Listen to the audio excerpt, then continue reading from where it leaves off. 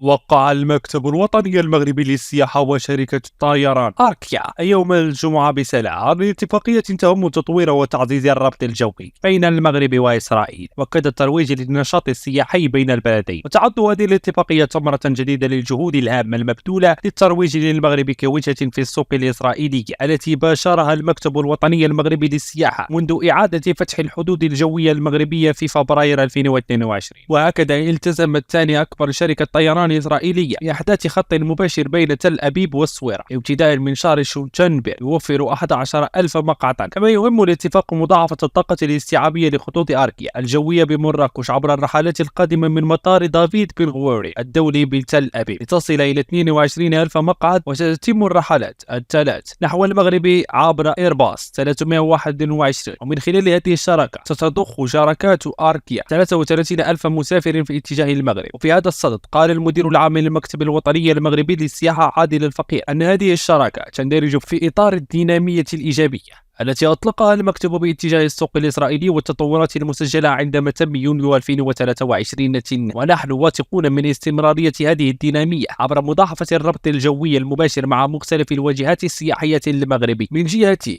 أعرب المدير العام لشركة أركيا جاتي بير عن تحمسه لفكرة فتح خط جوي صوب الصويرة في وجه المواطنين الإسرائيليين والذين ستتاح لهم فرصة الاستمتاع بالثقافة والمآثر التاريخية والمشاهد الطبيعية الخلابة. وللترويج لعملية إطلاق الخط الجديد تل أبيب الصويرة اعتمد المكتب الوطني والشركات الإسرائيلية آلية تواصلية مشتركة متعددة القنوات ستبث على العديد من الوسائط الإعلامية التلفزيون الصحافة والملصقات والمنصات الرقمية وذلك قصد التعريف بالمميزات السياحية التي تزخر بها وجهة الصويرة وإبراز عراقة تاريخها والذاكرة والثقافة اليهودية المغربية التي تحفل بها مدينة الرياح.